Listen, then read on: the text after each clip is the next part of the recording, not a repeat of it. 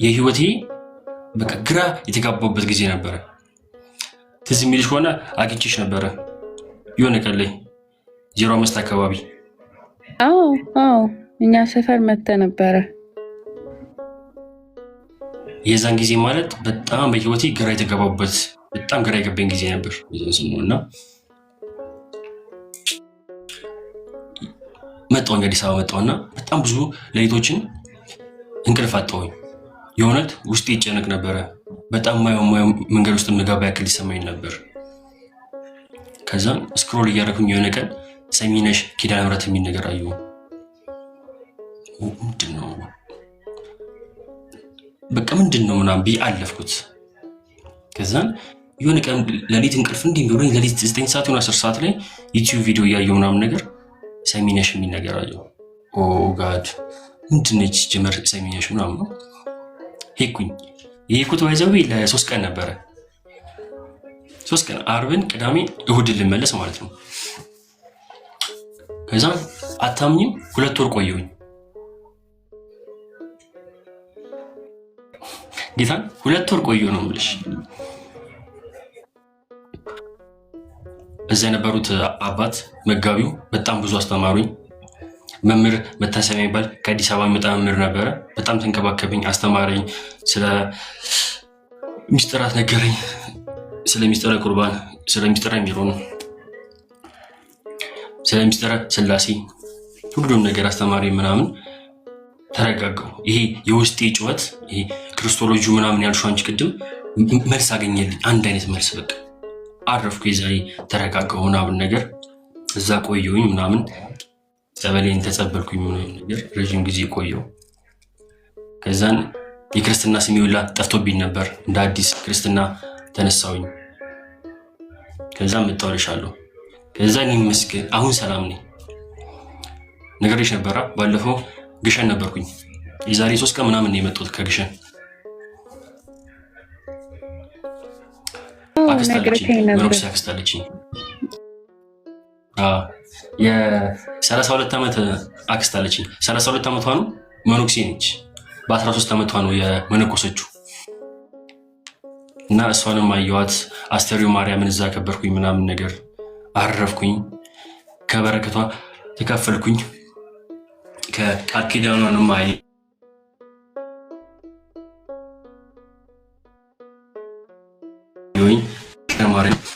እና ይሄ ነው አጋጣሚው። አሁን በጣም ብዙ አያምነኝም። ሚላ ኦርቶዶክስ ሆኗል ምናምን ሲባል ዊዛውት ፕሮቴስታንት ብዬ እንዴት እንደ መከራከር ታውቂ ነበር ምናምን ነገር ነው። ልክ እሱን ተሲ ምናምን በቃ ይሄ ነው አጋጣሚ ይልሻለሁ ሜሪ። ኧረ በጣም ደስ ይላል ሚላዬ፣ በጣም ደስ ይላል። እኔ ደስ ብሎኛል በጣም እንዳልከው። ማለት በቃ መቅበዝበዝ የሚባለው ነገር አለ ላይፍ ላይ ቅብዝበዝ፣ እዛም እዚህም የሆነ እረፍት ማታገኝበት ነገር። እዛም ትሄዳለህ፣ እዚህም ትፈልጋለህ፣ ወይ ነቢይ ትፈልጋለህ፣ ወይ ትንቢት ትፈልጋለህ። በቃ እግዚአብሔር መቼ ነው አንተ ለእኔ ቀን እንትን የምትለኝ የምታወጣልኝ፣ መቼ ነው የምትናገረኝ ምናምን እያለ እንሄዳለን ቸርች ሰላምን ፍለጋ፣ የእግዚአብሔር ድምፅ ፍለጋ። እና ሁሉም መቅበዝበዝ ያለበት ነው። እረፍት የምታገኝበት ነገር ቢኖር በቃ እውነት ትክክለኛውን ክርስቶስ ማግኘት ነው። እኛ ጋር እኔ አሁን ድሮ የፕሮቴስታንቱና የኦርቶዶክሱ ኢየሱስ ይለያያል ምናምን ሲባል አላምንም ነበረ። ግን አሁን በሂደት እያየኸው ስትመጣ ፕሮቴስታንቱ ጋር ያለው ክርስቶስ ኢየሱስ ግማሹ ለዓለም ያልተሰቀለው ነው፣ ግማሹ ለዓለም የተሰቀለው ነው፣ ግማሹ ቅዱስ የሆነው ስጋና ደሙ ትክክለኛ የሚሆንበት ነው፣ ግማሹ ጋር ደግሞ ስቲል ትክክለኛ ያልሆነ ነው፣ ግማሹ ደግሞ ከማርያም የተወለደው ፍጹም ሰው ፍጹም አምላክ የሆነው ክርስቶስ ሳይሆን ፍጹም ሰው የሆነው ክርስቶስ ብቻ ነው የሚል ነውና የትኛው ነው ትክክለኛው ክርስቶስ በእውነት አለ ወይ የሚለውን ነገር እንድትጠይቅ ያደርጋል። እኔ አሁን ድሮ ስፔሻሊ ኦርቶዶክስ ከሆንኩም በኋላ ራሱ አላምንም ነበረ። ይሄን ነገር እንዴት የተለያየ ክርስቶስ ነው ያለው ይሉኛል ነበረ። ግን ቱ ቢ ኦነስት የተለያየ ነው ያለን ክርስቶስ አንድ አይደለም። ሁሉም ዲኖሚኔሽን የየራሱ ኢየሱስ ነው ያለውና ትክክለኛውን ኢየሱስ ክርስቶስን ይዞ ማረፍ ከመቅበዝበዝ ህይወት መዳን ሰላምን ማግኘት የመሰለ ነገር የለም።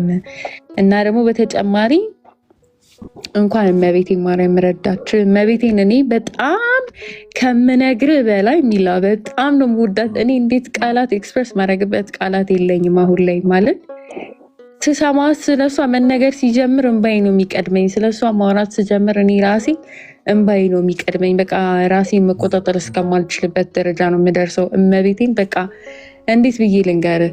ብዙ ሚስጥሬን የማናገራት የማዋያት፣ እንደ ሰው ነግሪያት ለሰው ማትናገርብኝ ገባ። ከልጅሽ አማልጅኝ ስላት ስለኔ የምታለቅስልኝ ልጄ ብላ ከእናቴ በላይ ስለኔ የምትጨነቅልኝ፣ ከአባቴ በላይ ስለኔ የምትጨነቅልኝ፣ ስለኔ ጠዋት ማታ በጌታዋ ፊት የምታለቅስልኝ እናት አለችኝ። እሷን እናት ደግሞ ይህ ሁሉ ረጅም ዘመን ርቀት ደግሞ አሁን እንደገና በማግኘቴ ስለ እሷ በጣም በጣም በጣም ደስተኛ ነኝ። እና መብርሃን እንኳን አገዘች፣ እንኳን ወደ ትክክለኛው ክርስቶስ ኢየሱስ አቀረበች፣ እንኳን ወደ ልጇ አቀረበች የሚላዬ ደስ ብሎኛል። እንኳን ሰላም አገኘ።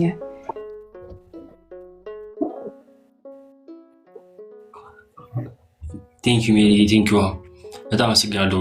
በእውነት በጣም ቴንኪዩ። እንገናኛለን ብዬ ተስፋ አደርጋለሁ። አክቹዋሊ እዚህ ነሽ አይደለ? ሻሸመኔ አይደለሽም? አዎ፣ ኧረ እንገናኛለን ሚላይ።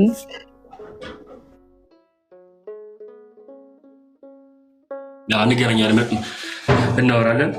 ይታዩኛል ደግሞ እዚህ ጋር እነ ኦርቶዶክስ ሃይሚስ፣ ሳክስ፣ ያሬዶ ሁላችሁ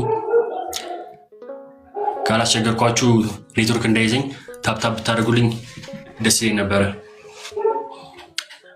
እና መግባት የምትፈልጉ ሰዎች የምታወሩት የማወራው ነገር አለኝ፣ የማካፍለው ሀሳብ አለኝ የምትሉ ሰዎች ገዝት ላኩልኝ፣ ይቀበላችኋለሁ። እነ ቻርሚክ ድሬ ሁላችሁም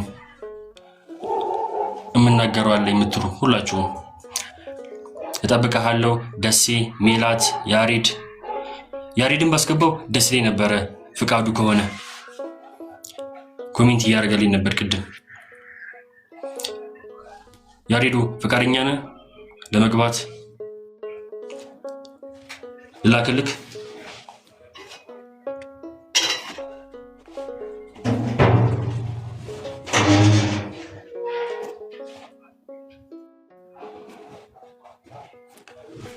የለም ያሬዱ። ለማንኛውም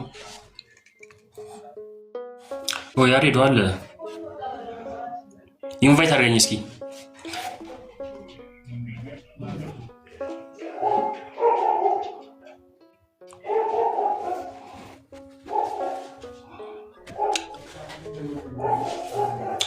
ልክ ይላሉ ኢንቫይት ያሬዱ።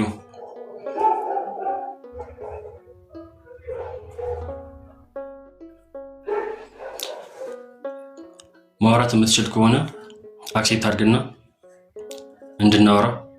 ቲጂ ቴንኪዩ ስለተቀላቀልሽ እናመሰግናለን። ሚራኪንግ ዌልካም። ቲጂ ላቭ ቴንኪዩ ኤቭሪዋን። እዚህ ቤት ከመጣችሁ አይቀር ቤቱን ፎሎ አድርጉ። ፊላ እንኳን ደህና መጣህልን። ቤቱን ፎሎ አድርጉ። ታብታብ እያደረጋችሁ ኔትወርክ እንዳይዘን አድርጉ። ብዙ የምናወራው የምንጨዋወተው ቁም ነገሮች አሉን። ሰናይት እንኳን ደህና መጣሽልን። ዌልካም ባክ። ሶፊ ማን ሶፊ ኢን ዘ ቢልዲንግ ዌልካም ቱ። ያቡ ትንሹ ዌልካም። አለም ኦ ጋድ ያሬ ቢገባ አሪፍ ነበረ። ሳይንቦርዱ ላይ ያስቀመጥኩላችሁ። ያሬድ ጋር ትታወቃላችሁ? እኔ ስለማላውቀው ነው። አክቹዋሊ ፍሬንድ ነን ግን አላውቀውም። አይኔም አላውቀውም ግን ቅድም እኔ ስለነበርኩበት ነገር ምናምን ነገር እያወራን እኔም በጣም ጨንቆኛ ምናምን ብሎ ልኮልኝ ነበርና አይ ፊል ዛት ፔን ፊል ስለማደርገው ያን ነገር ምናምን ነገር ገብቶ ሼር ቢያደርገ ምናምን ብዬ አስቤ ነበረ። አይ አንዳንድ ሰው ገብቶ መናገር እንትን ላይ ይችላል ላይ ፈልግ ይችላል ማለት እንትን ላይ ፍሪደም ላይ ሰማው ይችላል። ግን ያሬዱ ማውራት የምትፈልገው ነገር ካለ በውስጥ አውራኝ፣ እሺ ጻፍልኝ፣ እናወራለን። የእውነት እንደዛ አይነት ነገር ውስጥ if you are passing through something like that just let me know አውራኝና እስቲ እንደሚሆነው ይሆናል። እንግዲህ እኔም አንተ ከኔ የተሻለ እውቀት ሊኖርህ ይችላል፣ ከኔ የተሻለ ብዙ ኤክስፒሪየንስ ሊኖርህ ይችላል። አላውቅም፣ ከአንተ ተሽዬ አይደለም። ግን አትሊስት አንድ ብዙም ባትማር አንድ የምትይዘው ነገር ይኖራል ከኔ ብዙም ባታገኝ ማለት ነው። ሶ በውስጥ ሜሴጅ ጻፍልኝ ሃይበለኝ እና እናወራለን። የሰው ልጅ እረፍት የሚያገኘው ከመቅበዝበዝም ከሚጨነቅበትም ህይወት የሚድነው አንኮንዲሽናል የሆነ ማለት ያለምንም ቅድመ ሁኔታ በሀብታችሁ ያልወደዳችሁ፣ በድህነታችሁ የማይጠላችሁ፣ በውድቀታችሁ በድካማችሁ ጣቱን የማይጠቁምባችሁ፣ ሚስጥራችሁን አውጥቶ ተጣልቻችኋለሁ ብሎ የማይዘረግፍባችሁ፣ እናንተ ባትታመኑ አለመታመን ማንነቱ ያልሆነ ታማኝ የሆነ ቆሽሻችሁ ተጨማልቃችሁ በኃጢአት ኖራችሁ ወጥታችሁ ስትመጡ ኑ ልጆቼ ኑልኝ ብሎ አቅፎ እጁን ዘርግቶ የሚቀበላችሁ የሚራራላችሁ የሚወዳችሁ ቅዱስ የሆነ የፍቅር አምላክ ጌታ አለላችሁና በሱ እረፉ፣ ወደሱ ተጠጉ፣ በሱ እረፉ። እረፍት የሚገኘው በክርስቶስ ኢየሱስ ብቻ ነው፣ በማንም አይደለም። ሰላም ያለው ክርስቶስ ኢየሱስ ጋር ብቻ ነው። ለምን? በቅድመ ሁኔታ አይወዳችሁም። ሀብት ስላላችሁ አይወዳችሁም። መልክ ስላላችሁ አይወዳችሁም። ስጣጡ አይጠላችሁም። አንኮንዲሽናል ነው ፍቅሩ እና በክርስቶስ ኢየሱስ እረፉ። የተጨነቃችሁ የተቅበዘበዛችሁ ሰዎች በተበታተነ ላይፍ ውስጥ እየኖራችሁ የት ሄጄ እረፍት ላገኝ? የት ነው እውነት መድኃኒተ ዓለም የሆነው ከቅድስት ድንግል ማርያም የተወለደው የናዝሬቱ ኢየሱስ የት ነው ያለው ብላችሁ የምትፈልጉ ሰዎች ኑ ወደዚህ ቅረቡት። ወደ ቅድስት ቤተክርስቲያን ተጠጉ። ከዛ ቅረቡ። ከዛ በኋላ ታዩታላችሁ እንዴት ከመቅበዝበዝ እንደምታርፉ፣ እንዴት በምንም የማይወሰድ ሰላም እንደምታገኙ ታዩታላችሁና ይህንን ነው የምላችሁ። በውስጥም ባወራችሁ በውጭም ባናገራችሁ የትም ባገኛችሁ የምመክራችሁ ምክር እውነተኛ እረፍት ያለው ክርስቶስ ነው። ሁሉንም ነገር እጡ፣ በላይፋችሁ ላይ የፈለገ ነገር እጡ፣ የወደቃችሁም ተነሱ። ክርስቶስ ኢየሱስን ግን አትጡት። ምክንያቱም ቢሾፕ ማርማሪ ሲሉ ሰምታችሁ ከሆነ አፎርድ አታረጉትም። እሱን አጣችሁ ማለት ህይወታችሁ ላይ አፎርድ አታረጉትም። ሌላ ያጣችሁትን ነገር አፎርድ አድርጋችሁ መመነስ ትችላላችሁ። ግን ክርስቶስን ካጣችሁ፣ ቅድስት ስላሴን ካጣችሁ አፎርድ ማድረግ አትችሉም እና ኑ ወደ ትክክለኛው ክርስቶስ ለዓለም ተሰቀለ ተብሎ ወደሚሰበክባት ቤተክርስቲያን ኑ። ለዓለም አልተሰቀለም። ከቅድስት ድንግል ማርያም ፍጹም ሰው ፍጹም አምላክ የሆነው አይደለም የተወለደው፣ በስጋ ብቻ ያለውን የተወለደው የሚባልበት ሳይሆን ለዓለም ተሰቅሏል።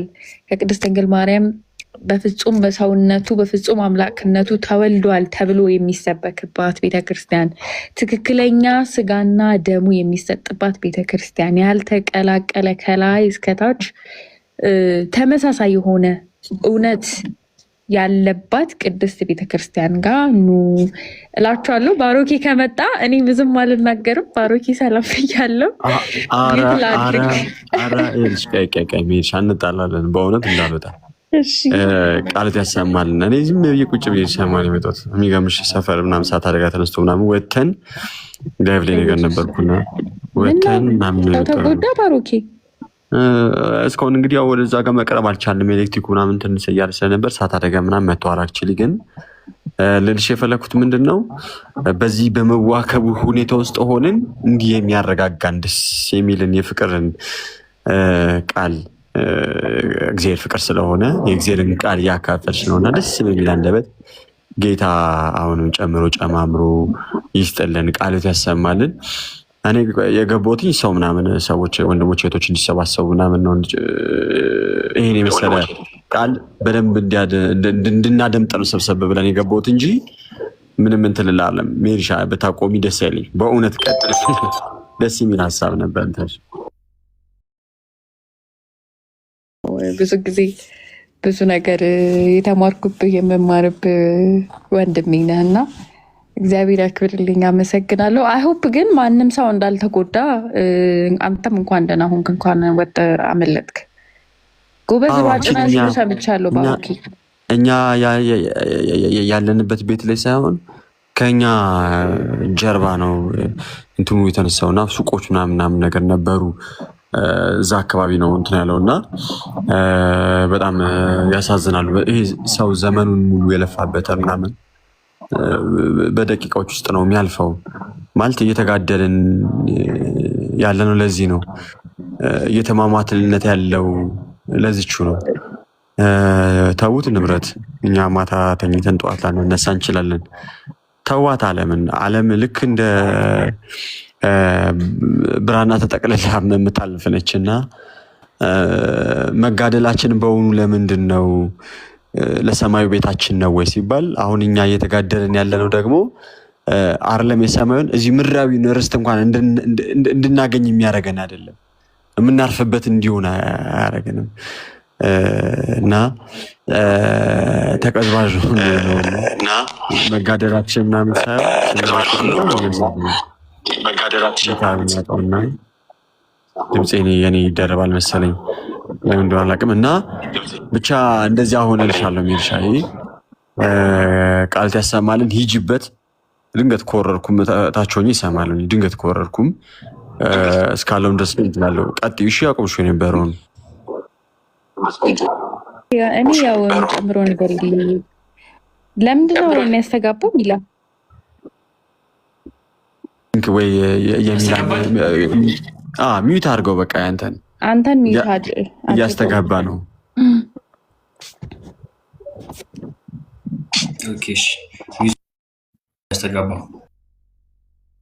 እስኪ አሁን አውሪ ሜርሻ። አሁን ያንተ እያስተጋባ አይደለም ባሮኬ። ስለዚህ ያንቺም እያስተጋባ እና ሚላ ባይዘዌ ባሮኬ ከሃይ ስኩል ጀምሮ አብረን የተባለው ግቢን የተለያየ ነው። እሱ መቀሌ ገባ፣ እኔ ጎንደር ዩኒቨርሲቲ ገባሁኝ እና እሱ እንደኔ ፔንቴኮስታል ውስጥ የነበረ ልጅ ነው። በዛ ዲኖሚኔሽን የነበረ ልጅ ነው እና በጣም ገርሞኛል። እንዴት ሜሪ አንቺ እንዴት ምናምን እንዴ አይኔን ልመን ወይስ አንቺ ነሽ ምናምን እያለኝ ነበረ።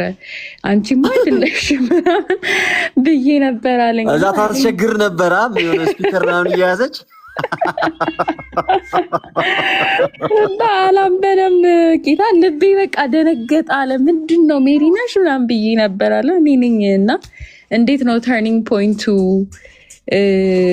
ብሎ ምናምን ጠየቀኝና እንዴት እንደነበረ እየነገርኩት ነበር። የራሱንም ነገረኝ። እንዴት ነው የአንተ ተርኒንግ ፖይንት እንዴት ነው ስለው በጣም በብዙ በዲፕሬሽን ውስጥ አልፌ ነበረ።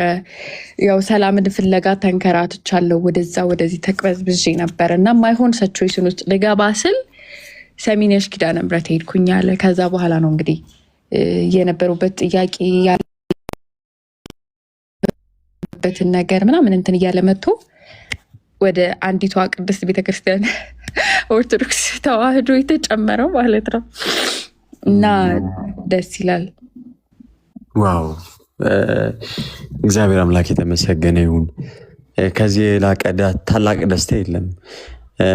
በዚህ በምድር ባለው ህብረት ብቻ አይደለም፣ በሰማይ ባለም ህብረት ደግሞ ደስታ የሚደረግ ነው።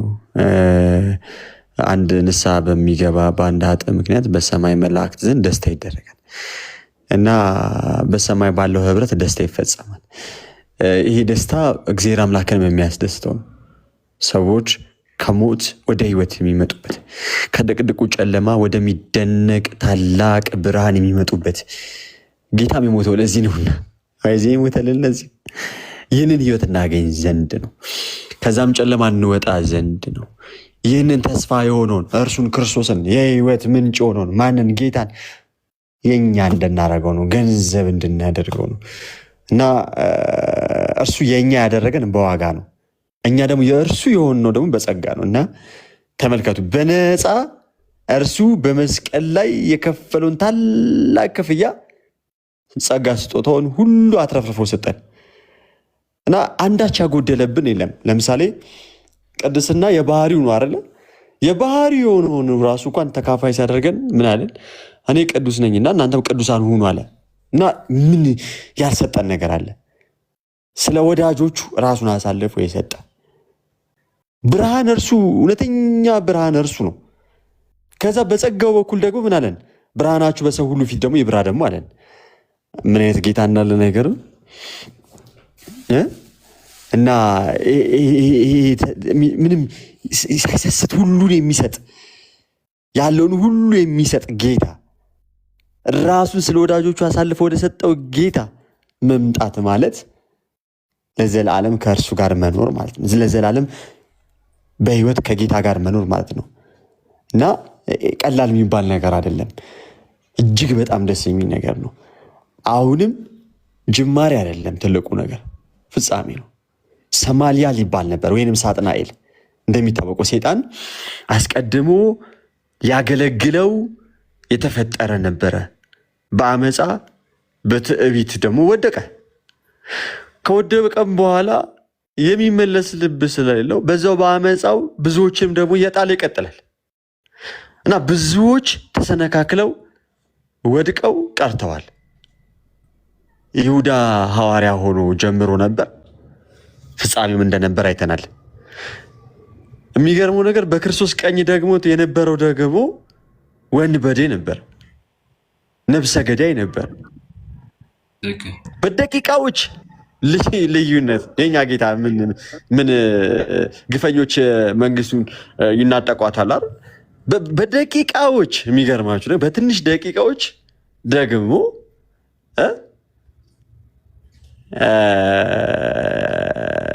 ማንም የቀደመው የለም ወደ መንግስቱ ወደ ገነት ለመግባት ማንም የቀደመው የለም። እና ምንላችሁ ፈልጌ ነው በየትኛውም ቦታ ላይ እንሁን፣ ማንም እንሁን፣ የማንም ልጅ እንሁን፣ ምንም አይነት ጾታ ይኑራችሁ፣ ምንም አይነት መልክ ይኑራችሁ፣ ምንም አይነት ቋንቋ ቻሉ፣ ምንም አካባቢ ኑሩ፣ ለሁላችንም ሳይለይ ወንድ ሴት፣ ባሪያ ንጉስ ምናምን ሳይል የሞታልን ክርስቶስ እጅጉን ይወደናል። ልክ በዋጋ ተገዝታችኋልና እናንተ ራሳችሁ የራሳችሁ አይደላችሁም እንደተባለን ይሄ በዋጋ የገዛን ጌታ ይፈልገናል። ምን እንድንል? እንድንድን እና እጅግ በጣም ደስ ብሎናል። እንኳን እግዚአብሔር አምላክ ሁላችሁንም ረዳችሁ። ገና ብዙዎች ይመጣሉ፣ ገና ብዙዎች ይመለሳሉ፣ ገና ብዙዎች በብርሃኑ ይመላለሳሉ። ብቻ እኛ እድሜ ይስጠን እንጂ ብዙ እናያለን። እጅግ ደስ ብሎኛል ወንድሜ። ጌታ ፍጻሜ ከን ያሳምረው። ወደዚች ወደ እውነተኛይቷ ወደ አንዲቷ ህብረት መታልና እኛ ብልቶች ሆነን ተሰባስበን ወዳለንባት ወደ አንዲት ህብረት ወደ ክርስቶስ አካሉ እርሱ በሙላት ወዳለባት እርሱ ራስ የሆነላት ጌታ ተስፋዋ ሙሽራዋ የሆነው ክርስቶስ ይመጣል ሊወስዳት ሙሽራይቱንና የዚህ ታላቅ ተስፋ የዚህ ታላቅ ህይወት የዚህ ታላቅ ድል ባለቤት ደግሞ የእርሱ የሆኑ ናቸው።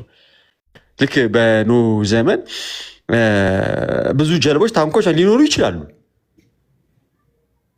አይደል? ግን ማን የነበረባት ብቻ መርከብ ተረፈች? ኖህ።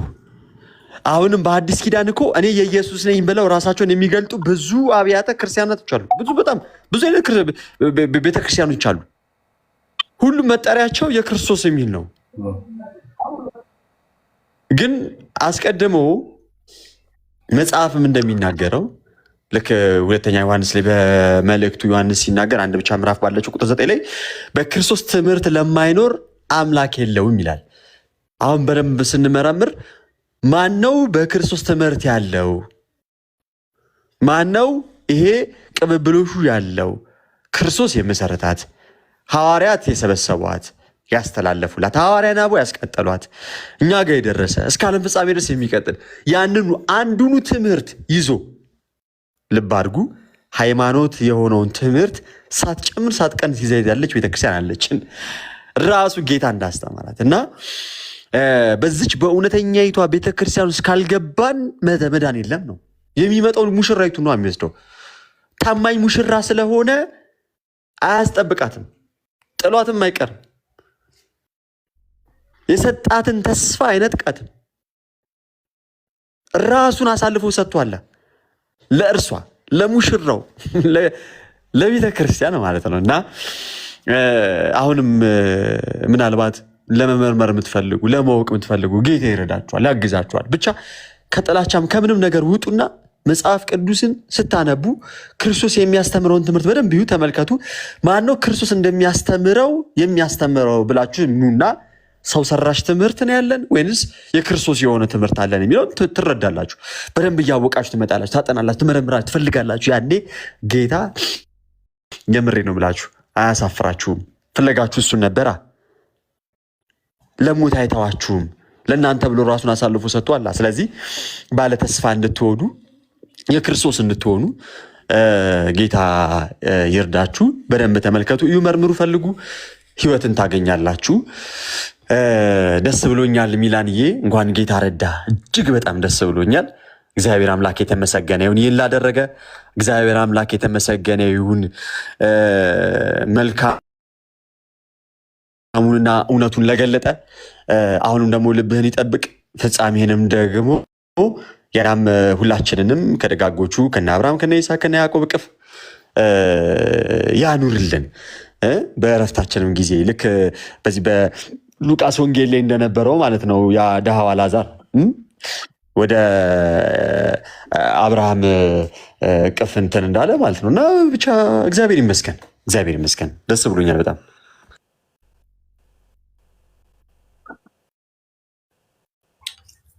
ባሩኪ እኔ ጣልቃ ልግባ እና የመጨረሻ አንድ ማለት መፈልገው ነገር አለ ከመውጣቴ በፊት። የኔ ኔትወርክ ነው የእሱ ነው ጋይስ? የምሰማችሁ ከሆነ ልቀጥል። እኔ ማለት አሁንም ኦርቶዶክስ ከሆንኩ በኋላ ማለት ነው እንትን አይደለም አልቀበልም ነበረ። ቅድም እያልኩት ነበር ይሄንን ነገር በፕሮቴስታንቱና በኦርቶዶክሱ ጋር ያለው ክርስቶስ ኢየሱስ አንድ ነው ብዬ ነበር የምቀበለው እና የልባችሁን እግዚአብሔር ያውቃል። ፕሮቴስታንት የሆናችሁ እህት ወንድሞቼ፣ እናት አባቶቼ ጠቅላላ የልባችሁን እግዚአብሔር ያውቃል። ግን አንድ ደግሞ ሳልናገር ማለፍ የማልፈልገው ነገር ባልናገረው ደግሞ ውስጤን የሚጸጽተኝ ነገር አለ። እንዳልኳችሁን ከፕሮቴስታንት ባክግራውንድ ስመጣ አልቀበልም ነበረ ማለት ኦርቶዶክስ ሆኜ ራሱ ኦልሞስት ወደ 2-3 ወር አካባቢ አልቀበልም ነበር። ምን የሚለውን በፕሮቴስታንት ያለው ክርስቶስ እና በኦርቶዶክስ ያለው ክርስቶስ አንድ ነው ብዬ ነበር የምቀበለው። ግን አንድ አይደለም። እንዴት ነው? ኦርቶዶክስ ጋር ስትመጡ ቀለል ባለ አማርኛ ከቅድስት ድንግል ማርያም ፍጹም ሰው ፍጹም አምላክ ሆኖ የተወለደ ስጋን የነሳ መድኃኒተ ዓለም የሆነው ክርስቶስ ኢየሱስ ነው ያለው አንደኛ። ሁለተኛ ነገር ደግሞ ለዓለም የተሰቀለው ክርስቶስ ነው ያለው። የመስቀሉ ስራ ድራማ ያልሆነ ላመኑበት መዳንና እውነተኛ መንገድ ወደ አብ መቅረቢያ መንፈስ ቅዱስን መቀበያ የሆነ መንገድ ነው ያለው ኦርቶዶክስ ጋር ስትመጡ ለዓለም የተሰቀለው። ሶስተኛ ነገር ትክክለኛ ስጋና ደሙን የምትቀበሉበት ሳምፕል ያልሆነ ሲምቦሊክ ነው ተብሎ የማይታመን የክርስቶስ ኢየሱስ ፊዚካል ፕሬዘንስ ይገኝበታል ተብሎ የሚታመንበት ትክክለኛውን ስጋና ደም በካህናት በሚስጥረ ክህነት በካህናት በኩል የሚሰጣችሁ ማንም አንስቶ የማይሰጣችሁ ካህናት የተሾሙ ካህናት የሚሰጧችሁ የክርስቶስ ኢየሱስ ትክክለኛ ስጋና ደም የሚገኝበት ቤተክርስቲያን ነው። ወደ ፕሮቴስታንቱ ብትመጡ ደግሞ ኮምፓሪዥን ስንሰራ ምንድን ያለው? ወደ ካልቪኒስቱ ዲኖሚኔሽን ብትሄዱ ካልቪኒስቶች ክርስቶስ ኢየሱስ ፕሪደስትንድ ነው ማለት ፕሪደስቲኔሽን የሚባል 5 ፑልፒቶች አሉ። ፕሪደስቲኔሽን የሚባል ነገር አለ። ክርስቶስ ኢየሱስ ወደዚች ዓለም ከመምጣቱ ከመሰቀሉ በፊት የሚድኑትንና ወደ ሲኦል የሚገቡትን መርጧል ብሎ መርጦ ኦልሬዲ ዲሳይድ አድርጎ ነው የመጣው ብሎ የመስቀሉን ስራ የድራማ አይነት አድርጎ የሚያቀርብ ፕሮቴስታንት አለ። ዲኖሚኔሽን ከዚህ ዲኖሚኔሽን አለ። ወደ ፔንቴኮስታሊዝሙ ጋር ስትሄዱ የተከፈለ ነው። ቅድስት ድንግል ማርያም ቴዎቶኮስ ነች የሚል አለ፣ ክርስቶኮስ ነች የሚል አለ። ቴዎቶኮስ ከተባለ ክርስቶስ ኢየሱስን ፍጹም ሰው ፍጹም አምላክ የሆነውን አልወለደችውም። የወለደችው ሰው የሆነ ዲቫይን ያልሆነውን ኔቸር ሰው የሆነውን ኔቸር ብቻ ነው ብሎ የክርስቶስ ኢየሱስን ሚስጥረ ስጋዊን አካሉን ሁለት አድርጎ የሚከፋፍል ነው ያለው እና ወደ ሌላ ደግሞ ስትጠጉ እዛው አንድ ጉባኤ ላይ የሚያመልኩ አንድ ጉባኤ ላይ ወርሺፕ የሚያደርጉ ጌታን እናገለግላለን የሚሉ ሰዎች ደግሞ እመቤታችን ቅድስት ድንግል ማርያም ቴዎቶኮስን የወለደችው ፍጹም ሰው ፍጹም አምላክ የሆነውን ጌታን የወለደችው ብሎ የሚቀበል አለ። ወደ ሳክራመንት ወደ ሚስጥራት ደግሞ አቋረጥኩ መሰለኝ። ወደ ሳክራመንቱ ደግሞ ስትመጡ ትክክለኛውን አይደለም፣ ትክክለኛው ስጋና ደም አይደለም ሲምቦል ነው ብላ የምታስተምር ቤተክርስቲያኖች ፔንቴኮስታል እና ሁሉም ዲኖሚኔሽን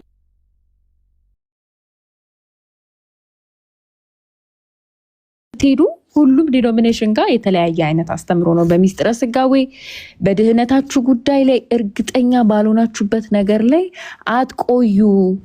መዳናችሁን የማታረጋግጡበት ነገር ላይ አትቆዩ። ይሄ የህይወትና የሞት ጉዳይ ነው። ይሄ የሞትና የህይወት ጉዳይ ነው። ፕሊዝ መዳናችሁ ያልተረጋገጠበት ቦታ ጥምቀት ለድህነት ተብሎ የሚያስተምር የፕሮቴስታንት ቤተክርስቲያን ቸርች እንኳን ብትኖር የጥምቀቱን ቫሊዲቲ የሚያረጋግጥ የክህነት ሹመት የላቸውም።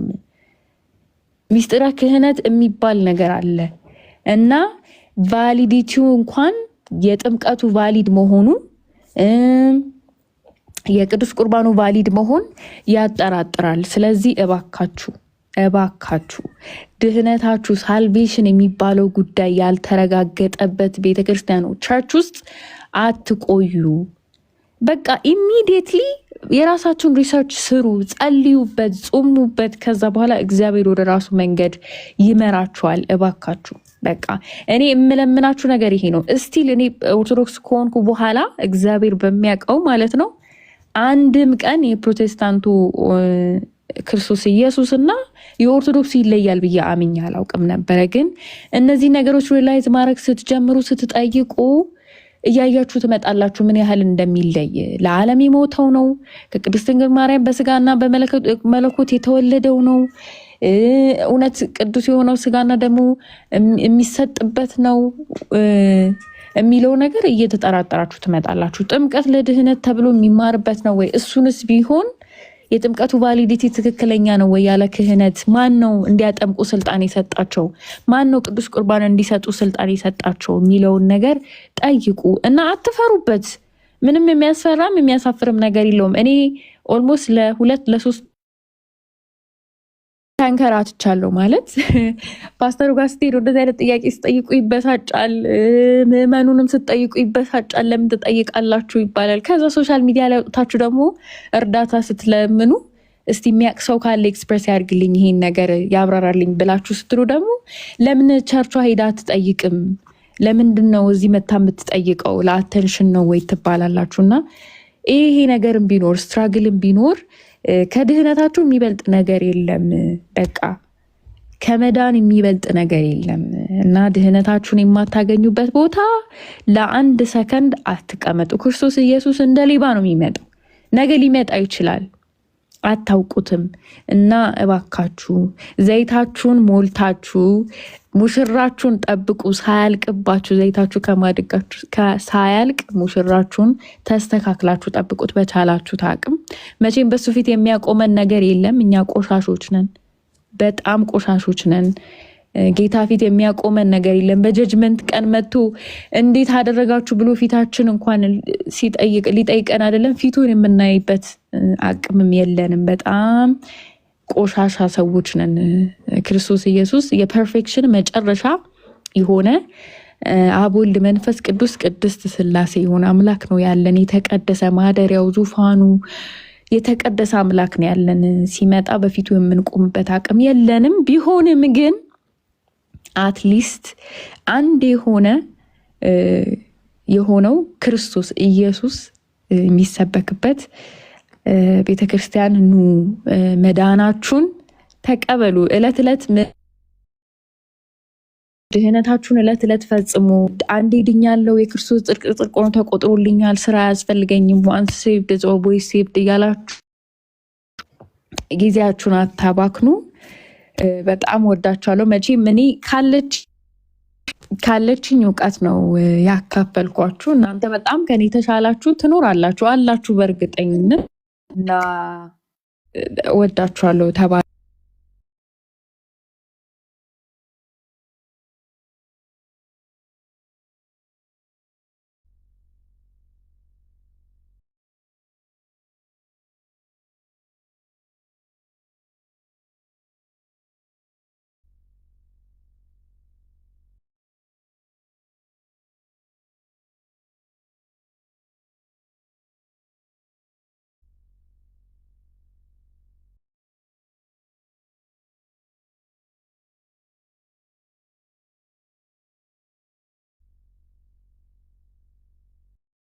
ሁለቱ ሲያወሩ እኩል አያወሩም።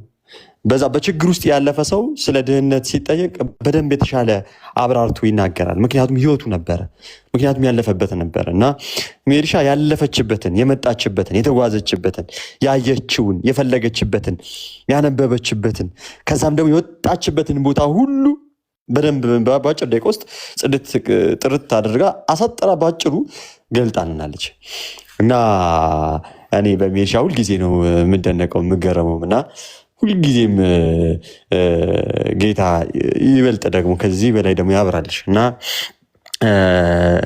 ለብዙዎችም ደግሞ እንትን እንደምትሆኝ ተስፋ አደርጋለሁ። በጣም ስማርት ነች፣ በጣም ደስ የሚል እንትን ያላት እህት ነች እና በተለይ እህቶች እዚህ ውስጥ ያላችሁ ወንድሞችም አድርጉ ፎሎ አድርጓት እና በደንብ ተቀራርባችሁ እንትን ብትሉ ይሄ በሌላ እምነት ላይ ያላችሁም እሷ የመጣችበትን መንገድ ታስረዳችኋለች። እሷ የመጣችበትን ያለፈችውን መንገድ ሁሉ ታሳያችኋለች እና ያ ደግሞ ሊረዳችሁ ይችላል፣ ያ ደግሞ ሊጠቅማችሁ ይችላል።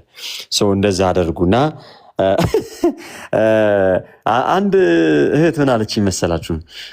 ጠይቃ የነበረ የድሃው አልዓዛርን ታሪክ የት ነው የሚገኘው ምናምን ብላኝ ነበርና ሉቃስ 16 ከቁጥር 19 ጀምሮ ምናምን ብያት ነበር እና አሁን ደግማ ሉቃስ 8 ላይ ያለ እንዴ ምናምን አለችኝ። ከዛ ደግሜ ጻፍኩላት እንዴት ምናምን ነገርሳት ቅድም እኮ ሉቃስ 8 ስትል ብያለሁ እንዴ እንደዛ ካልኩም ስህተት ነው። ሉቃስ በአብርሃም እቅፍ የመጣው የድሃው አልዓዛር ታሪክ ያለው ሉቃስ 16 ከቁጥር 19 ጀምሮ ነው። እሺ በዚህ ተካከል እና ቃሉት ያሰማልን። ሜሪሻዬ ሚላንዬ በጣም ደስ ብሎናል። እግዚአብሔር አምላክ ደግሞ በደንብ ጸጋውን ያብዛል፣ ለብዙዎች መዳኛ መንገዱ ያደርግ። እግዚአብሔር አምላክ በሞላ ነገር ውስጥ ገብቶ የሚፈስ ጌታ አይደለም ያለን። በጣም በጎደል በትንሿ ነገር ውስጥ ገብቶ ሞልቶ በጣም ታሪክ የሚሰራ አምላክ አለና በቻልነው መጠን ሁሉ በቅንነት ሆነን የቻልነውንና የምናውቀውን እናካፍል። እግዚአብሔር አምላክ ጥቂቷን ያበዛትና እጅግ አብዝቶ ደግሞ ለብዙዎች ምክንያት ያደርገናል። ደግሞ ተመልከቱ፣ ምክንያት የሚያደርገን ለምን እንደታውቃላችሁ? ለመዳን፣ ሰዎችን ለማስመለጥ ምክንያት ያደርገናል። ይሄ ታላቁ በሰማይ የሚደረገውን የዛ ደስታ ምክንያት ያደርገናል። እና ተመልከቱ፣ ስለ አንድ ሰው መሰናከል ምክንያት ብንሆን የድንጋይ ወፍጮ በአንገታችን ታስሮ ወደ ጥልቁ ነው አይደል የምንገባው?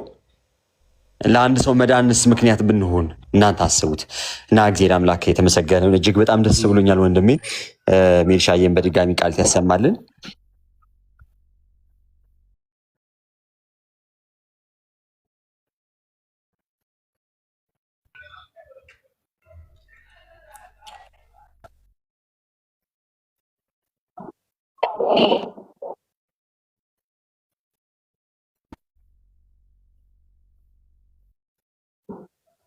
ሜሪ ባቶችብን ምን ያህል ደስ ባለን ነበር ግዴታ ካልሆነብሽ። ምክንያቱም በጣም ደስ ብሎ እየሰማንሽ ነበረ። በጣም አክቹዋሊ ታውቂያለሽ፣ ከልጅነቴም ልቤን የሚይዘው ነገር ወንጌል ነው። ይሄ ቃል እግዚአብሔር ቃል ሲወራ በቃ ውስጤ በጣም ነው ሀሴት የሚያደርገው እና በምን አይነት መመሰጥ ውስጥ በቃ በምን አይነት ሰላም ውስጥ ሆኜ አንቺንም ባሩክንም እየሰማችሁ እንደነበር you have no idea ምንም ሀሳብ አይዲያ የላችሁና በጣም ደስ ብሎኛል። ሜሪዬ እንኳንም እህት ሆንሽልኝ፣ እንኳንም አወኩሽ፣ እንኳን ደግሞ ወደ አንድ ቤት ተገናኘን፣ ወደ ሰላም ቤት ተገናኘን፣ ወደ ህይወት ቤት። በጣም ደስ ብሎኛል። ባሩኬ ስለመጣ በጣም ደስ ብሎኛል። በጣም አመሰግናለሁ። ካላስቸገርኩ ፒካ በፊት ትንሽ ነገር ብታካፍለን፣ ትንሽ ነገር ብጨምርልን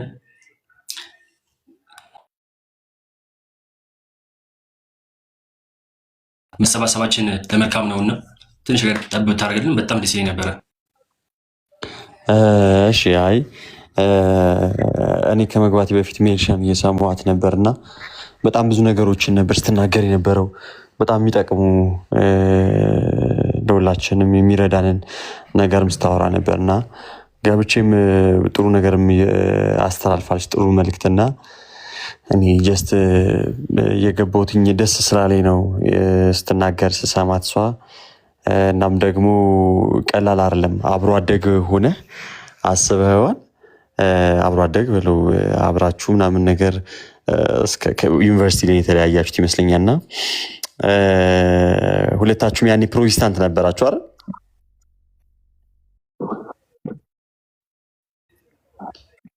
ፕሮቴስታንት ነበረና አንድ አካባቢ ነበረና ኦኬ።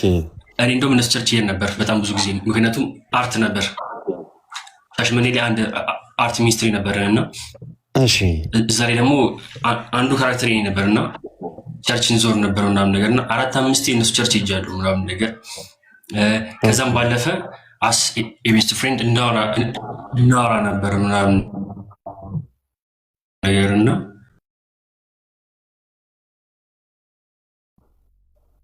ጋይስ ኔትወርክ የኔ ነው ምናምን ነገር ምናምን ስትለኝ የሚላን ነው ውስጤ ነው ሀሴት ያደረገው። የኔ ነው ኔትወርክ ይቆራረጣል፣ እየተቆራረጠ ነው። እስኪ ያሳውቁ ምን ማድረግ እንዳለ። አይ ቆይ ጋይስ የሚላን ይሰማችኋል ጥርት ብሎ ወይስ የኔ ነው ኔትወርክ ችግር ያለው? ቶሎ አሳውቁኛ ጋይስ።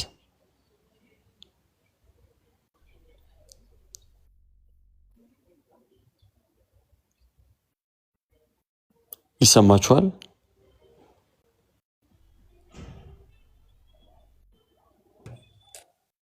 የኔ ነው መሰለኝና በቃ እኔ ዝም ልበል፣ አንተ ቀጥል። ይሰማል ባሮክ፣ አንተ ቀጥል። የምትችሉ ካላችሁ ታፕታፕ አድርጉ። የምትችሉ ካላችሁ ታፕታፕ አድርጉ። እሺ የምትችሉ ምክንያቱም ታፕታፕ ማድረጋችን ለእርሱ ሊጠቅሙ ይችላል። ምናልባት አሁን እየተቆራረጠ ያለው መሀል ላይ እየተቆራረጠብን ላለው ነገር ታፕታፕ ካረግን ሊጠቅመን ይችላል። እንዳይቆራረጥብን በደንብ ጥራት ኖሮት እንድንነጋገር ስለሚያደርግ እና ታፕታፕ አድርጉና እሱን እንቀጥላለን፣ እንጠይቋለን። 8.7 8.8 ነው የሚለው በደንብ ከፍ አድርጉ። ይህ ወንድማችን ወደ ቅድስት ቤተክርስቲያን የመጣ ነው። ወደ ህይወት ወደ ሆነ ወደ ክርስቶስ የመጣ ነው። አሁን የክርስቶስ የሆነ በእርሱም ደግሞ በክርስቶስ ክርስቲያን የተሰኘ ስለዚህም ደግሞ እጅግ የተወደደ ወንድማችሁ ነው። ስለዚህም ወንድማችን ስለመጣ ደስ ስላለን ሁላችሁም ታፕታፕ እያደረጋችሁ እስኪ ወንድማችን በመልኩ እንትን እንዳለ ምናምን የሚያሰማማን የሚያደማምጠን ከሆነ እየተጠያየቀን ስለምንቆይ ባለችን ጥቂት ደቂቃ ውስጥ ጠርቶ እናንተ ጋርም እንዲደርስ እኛም ደግሞ በደንብ እንድንሰማ እንድንደማመጥ ታፕታፕ መደረጉ ይረዳናል ማለት ነው። ስለዚህ ታፕታፕ አድርጉ፣ ኮፒ ሊንክ አድርጉ። 10 ሺህ አስገብታችሁታልና አመሰግናለሁ። በደንብ ከፍ ለማድረግ ሞክሩ በቻላችሁት መጠን። እሺ ሚላኒ እንግዲህ ከሜሊሻ ጋር እነሱ ሙላ ቸርች ትሄዱ ነበረ ምናምን። መቼ ነው ወደ ቅድስት ቤተክርስቲያን የተጨመርከው የመጣኸው?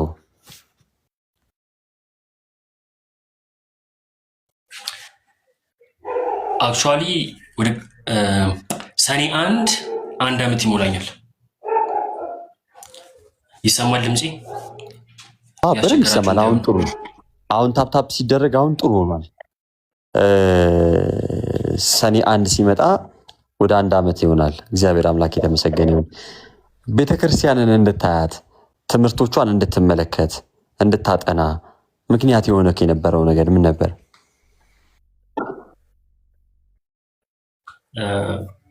አክቹዋሊ ፕሮቴስታንት ከመሆኔ በፊት ኦርቶዶክስ ነበርኩኝና ሻሸመኔ ሚካኤል ቤተክርስቲያን ነበር። ያው ለሰፈሬም ቅርብ ስለነበረ ፊት ለፊትም ስለነበርኩ እዛ ነበር በቃ የልጅነት ጊዜ ያለፈው ምናምን ነገር ነው። እኒሃው ብዙ ነገር አለፈ ምናምን እና ከቸርችም ወጣሁኝ። ዋን ሴቭ ኦልዌይስ ሴቭ የሚለው ነገር አጠፋኝ፣ ከህይወት መዝገብ ላይ አወጣኝ። በጣም ወደ ብዙ ነገሮች ከተተኝ ምናምን ነገር።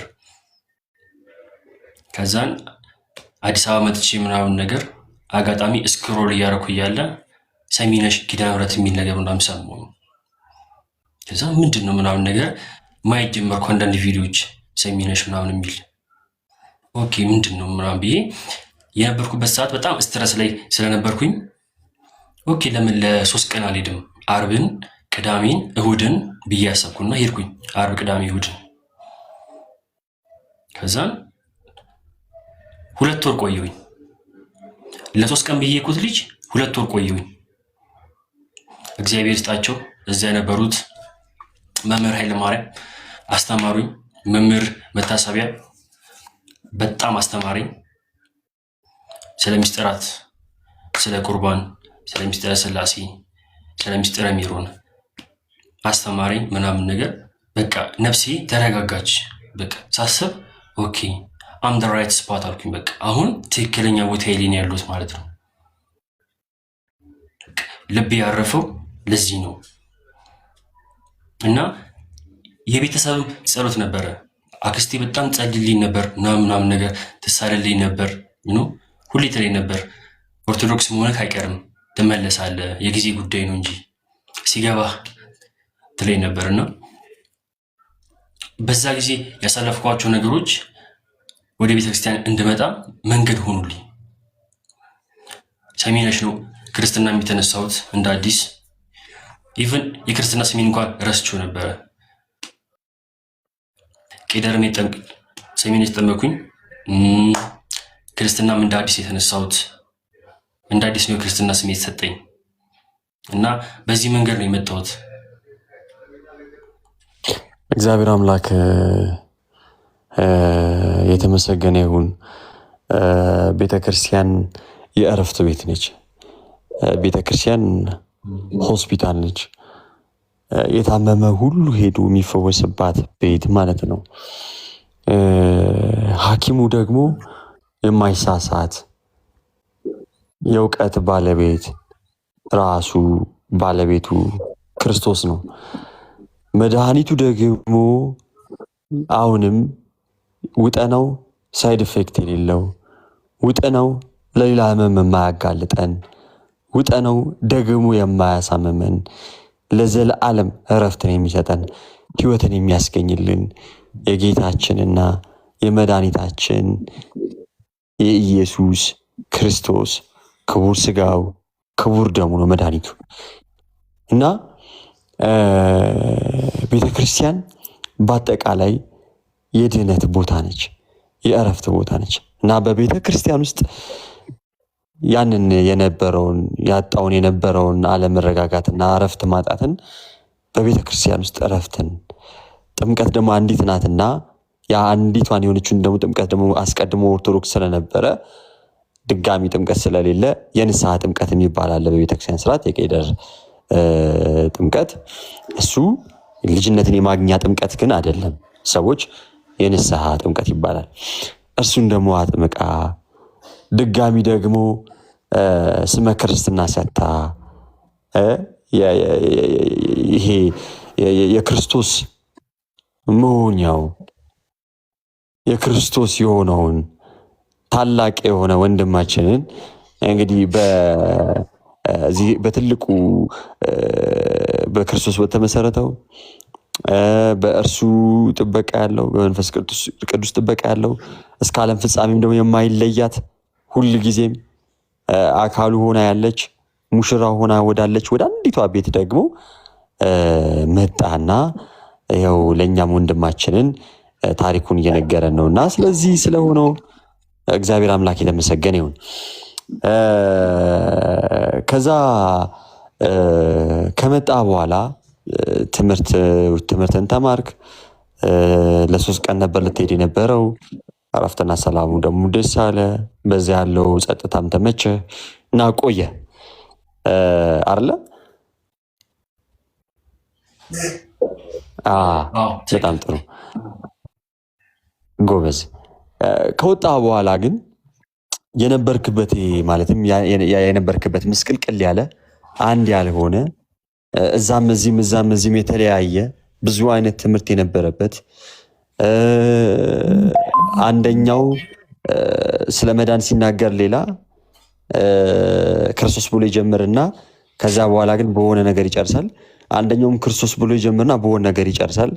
ግን አንድ ትምህርት ያላት መሰረታዊ የሆነ ትምህርቱ አንድ የሆነ ትምህርት ያላት ቤተክርስቲያንን አገኛት። ስለዚህም ደግሞ እግዚአብሔር አምላክ እናመሰግናለን። እግዚአብሔር አምላክም ደግሞ በደንብ ደግሞ አሁንም እውቀትን ጥበብን ደግሞ እየገለጠልህ ደግሞ ለብዙዎች መዳኛ ደግሞ እንድትሆን ደግሞ እግዚአብሔር ደግሞ ይርዳ ደግሞ ያረጋል። ጥያቄ ቢጠይቅ ምንድነው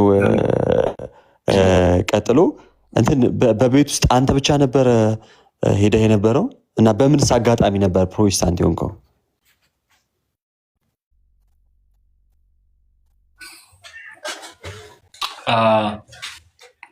እንዳልኩ ነው ቅድም ሚካኤል ቤተክርስቲያን ነበርኩና አስተዳዳሪ የነበሩት በሳቱ የነበሩት አንድ መምህር ሁሌም ምን ይሉኝ ነበር? ሰምሆን የምትፈልግ ከሆነ መጽሐፍ ቅዱስን አንብብ ይሉኛል። ኦልዌይስ ነው የሚሉኝ። ሁሌ በተገናኘን ቁጥር ኢንካሬጅ የሚያደርጉኝ መጽሐፍ ቅዱስ እንዳነብ ነው። በቃ ሰምሆን የምትፈልግ ከሆነ መጽሐፍ ቅዱስ አንብብ ይሉኝ ነበር። ልጅ ነኝ የዛኔ 7ኛ ክፍል ምናምን አክቹዋሊ እንደዛ በሆን ነውና ምንድነው እንዴት ነው ሰው መሆን ማለት ራሱ ትርጉሙ የሚገባኝ ጊዜ አልነበረም። ሰው መሆን ማለት ምን ማለት ነው? መጽሐፍ ቅዱስን አውደ ምሕረት ላይ ከሚያስተምረው ሌላ ምን ጥቅም አለው ለህይወታችን? ጥቅሙ የዛኔ አይገባኝም ነበር። ከዛን አንድ አጎት አለኝና እሱ ጋር ነበረ የምኖረው። ምክንያቱም እኔ የነበርኩበት ሰፈር ጥሩ አልነበረም ለማደግ ምናምን ነገርና ሄድኩኝ እሱ ጋር ነው። ቤት ሲሄድ የለም። ከዛ የት ነው ስል አይ እንደዚህ ቸርች ሄዶ ምናምን አሉኝ። ኦኬ እሺ ምናምን ብዬ ቁጭ አልኩ ምናምን ነገር ነው። እናንተ የምድር ጨው ናችሁ የሚል ትምህርት ያስተምራል። እኔ ደግሞ መጽሐፍ ቅዱስን ስራዬ አላንብብ እንጂ መስማት የእግዚአብሔርን ቃል መስማት በጣም ደስ የሚለኝ ውስጤ ሐሴት የሚያደርገው ነፍሴ ደስ የሚላት ሐሴት የምታደርገው እኔም የምደሰትበት ነገር ቢኖር መጽሐፍ ቅዱስ ማንበብ ነው፣ መስማት ነው። ከዛም ቁጭ ብዬ የዛን ቀን ሰማሁኝ እሱን ቃል። ከዛ ቀጣይ ሳምንት ላይ እንደዚሁ ሳምንት መተህ ነበር ምናምን አለኝ አጎቴ። አዎ ስለው እና እስኪ በዚህኛውም አለኝ። ሄድኩኝ እያልኩ ሳላስበው እዛ ቀረሁኝ። ባይኔቸር ደግሞ ከሰዎች ጋር ቶሎ ምግባባ አይነት ሰው ነኝ። ከዛ እዛ ካሉት ልጆች ጋር ምክንያቱም እዛ አካባቢ እኔ አዲስ ገቢ ነበርኩኝ፣ ጓደኛም አልነበረኝም። ስለዚህ እዛ ቸርች የነበሩ ልጆች ጓደኞች የሆኑ ይዘውኝ ሄዱ ነበረ። ተግባባን ምናምን እንደ ቀልድ እዛ ውስጥ ቀረሁኝ። ከዛን ሳውንድ እኔ ነኝ የማስተካከለው፣ ስፒከሮቹን ማወጣጣው ምናምን፣ ሚክሰር ማስተካከለው፣ ማይክሮፎን ማስተካከለው፣ ኪቦርድ ማስተካከለው እኔ ሆንኩኝ። ያቺ አንድ ቀን የኳት ነገር ድጋሚ ሁለተኛ ቀን ሆነች። ከዛን አጎቴም እንደዛ ስለሆነ በቃ ሄጂ ቀረሁኝ፣ በቃ እዛው ቀረሁኝ። በቃ ያቺ ነች መጀመሪያ የኩባት አጋጣሚ ያቺ ነች። እና ከረጅም ጊዜ በኋላ ያኝን አባት አገኘኋቸውና አባታችን እንደዚህ ስላቸው እኔ እኮ አንብብ የምልህ ኦርቶዶክስ ሆነ ጠንካራ እንድትሆን ነው። የህይወት መገኛ መጽሐፍ ቅዱስ ነው። መጽሐፍ ቅዱስን የሚያውቅ ሰው ነው ጠንካራ ሰው። እንደዛ ብዬ እንጂ ሃይማኖትን እንድትቀይር ብዬ አልነበረም ምናምን አሉኝና በጣም ተገረምኩባቸው ምናምን ነገር። በዚህ አጋጣሚ ነው ባሮኬ ነገሩን አላርዝመው፣ ምክንያቱም ነገር ቢበዛ በአህያ አይጫንም ይባላል።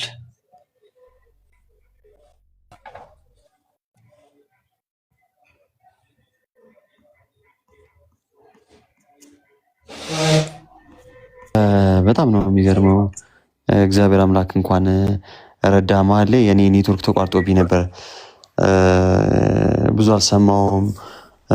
ጀምረልኝ ነበረ አጎቴ ምናምን የሚለውን እንትኑ ሰምቼ ነበር፣ ግን ተቋርጦ ነበር የሆነ ሰዓት ላይ በቃ ጸጥ ብለህብኝ ነበረ እና እንደውም ኔትወርክ መስሎኝ ኧረ እስኪ ተወዳጆች ታፕታፕ አድርጉ እያልኩ ነበር፣ ግን ምንም ነገር ሲጻፍም ሳላየው ምናልባት ወይ የኔም ሊሆን ይችላል እንትን የነበረው እና እግዚአብሔር አምላክ የተመሰገነ በጣም ደስ ይላል። ፍቅር ከመምጣት በላይ ምን ታላቅስ ሰላም አለ? ምንስ ታላቅ ደስታ አለ? ምንስ አይነት ከእርሱ ውጭ ህይወት አለ? ህይወት የሆነውን እርሱን ጌታን እንደማግኘት ምንስ ሌላ የሚያሳሳ የሚናፍቅ ህይወት አለና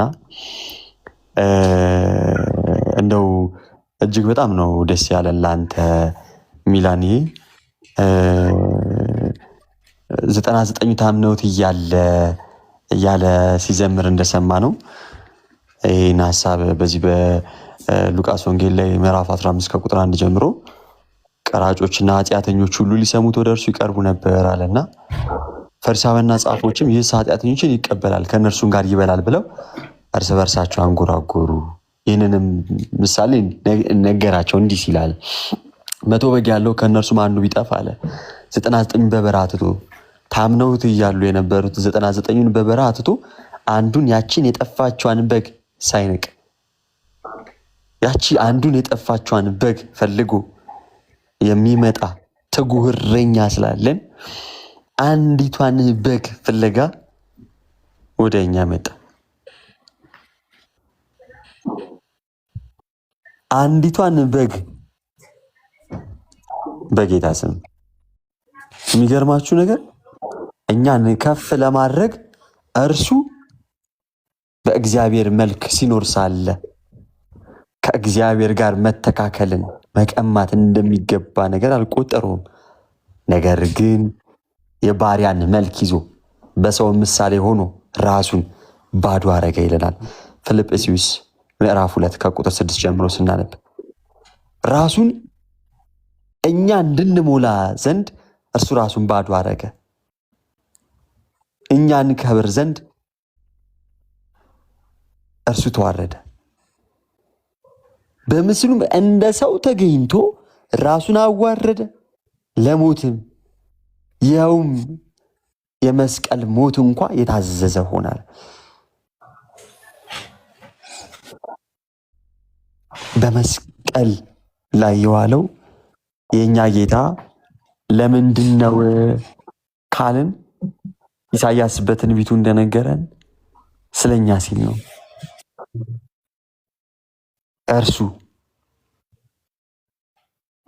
እርሱ ግን ስለመተላለፋችን ቆሰለ፣ እኛ ተላለፍን፣ እርሱ ግን ቆሰለ።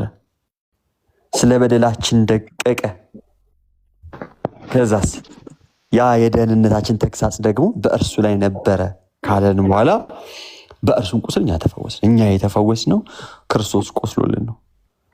እኛ በህይወት የምንመላለሰው እርሱ ሞቶልን ነው።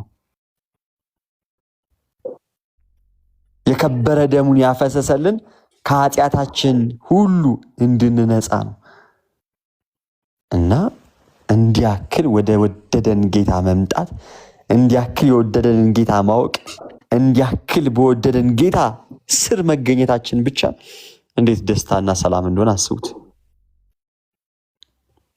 የምር ምን ነበር ዕጣ ፈንታችን የሚሆነው?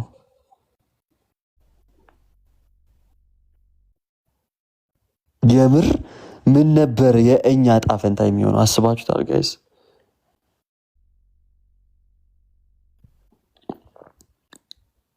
እና ከዛ ውስብስብ ከሆነ ፍጻሜ ያነጻን እና ያወጣን፣ ከዛ ድቅድቅ ጨለማ ስቦ ያወጣን የታመነ ጌታ አለንና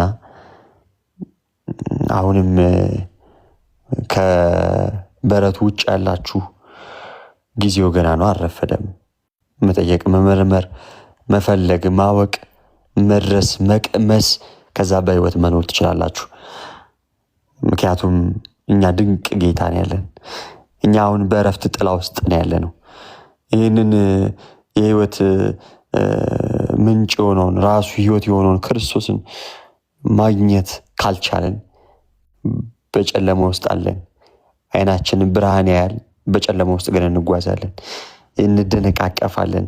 የመጣው ሁሉ ኃጢአት ይጥለናል፣ በተቀላሉ እንወድቃለን። ቅድም እንደውም እየነገረን ነበረ ዋን ሴቭድ ኦልዌይስ ሴቭድ የሚለው አንዴ ከዳንክ ድነት አይነጠቀብህም። አንዴ ድናል እሱ ምንድነው ለምን ትጾማለህ ጾምህን ጾሙልሃል ለሚለው አባባላቸው እንደውም እንደዛ ማካልክ እኮ ጌታ እኮ ምግብ በልቷል እንግዲያውስ ለምን በልቶልኛል ብለህ ሳትበላ አትቀርም አሉት አንዱ ሊቃውንት ይባላልና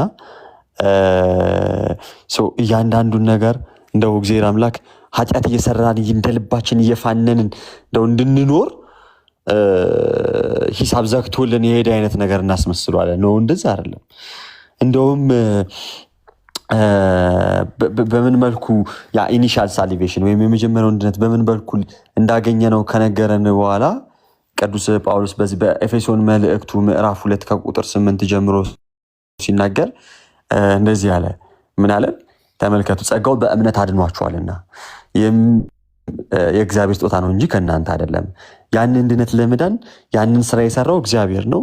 ያንን እሱ የሰራውን ስራ ደግሞ ያገኘነው ደግሞ መልካምነታችን ታይቶ የሆነ ነገር ቆፍረን አይደለም።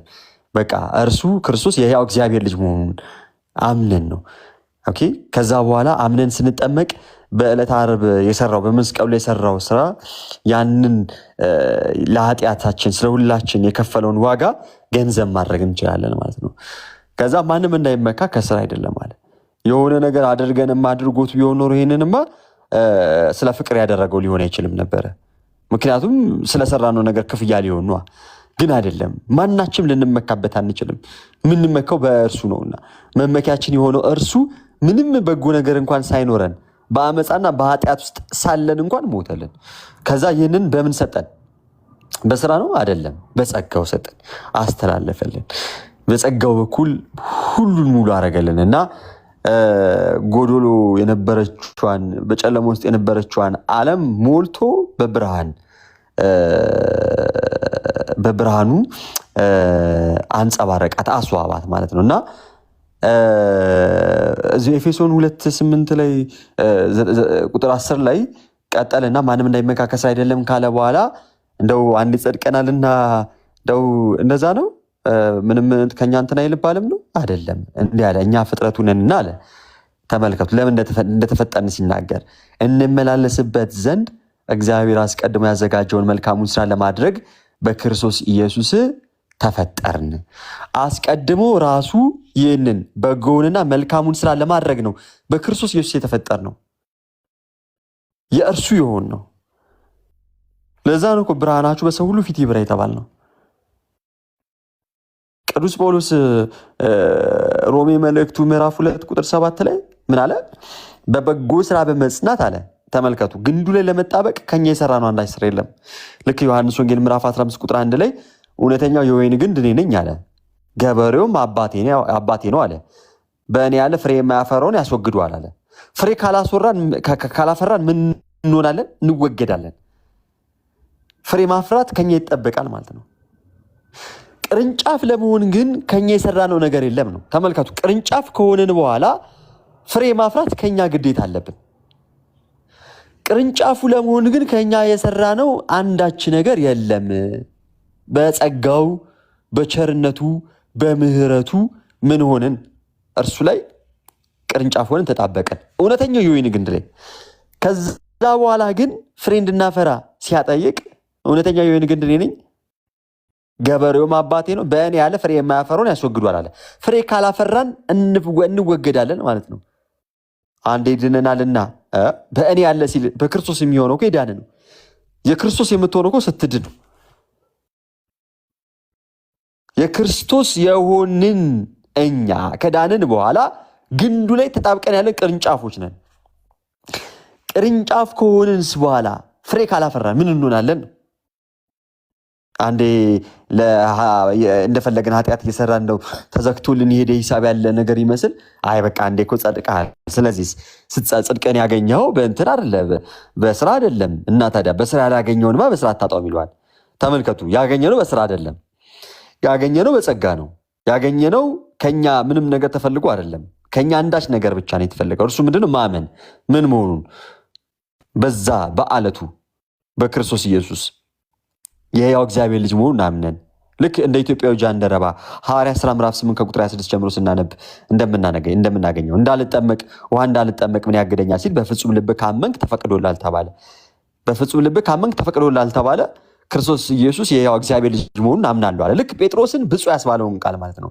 ሰዎች የሰውን ልጅ ማን እንደሆነ ይሉታል ብሎ አልነበረ? ማቴዎስ 16 ቁጥር 13 ጀምሮ ከዛ አንዳንዶች ኤልያስ፣ አንዳንዶች ኤርሚያስ፣ አንዳንዶች ዮሐንስ ከነቢያት አንዱ ነህ ይላሉ አሉት። ከዛ አሁን ትልቁ ጥያቄ መጣ። እናንተስ እኔን ማን እንደሆንኩ ትሉኛላችሁ?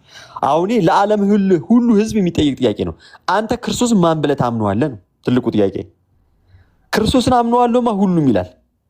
ግን አሁን እኮ እነዛም እኮ ደቀ መዛሙርቱ እንደተናገሩት እኮ እነዛ ሰዎች ምን ብለው ነበር የሚያምኑት? ዮሐንስ፣ አንዳንዱስ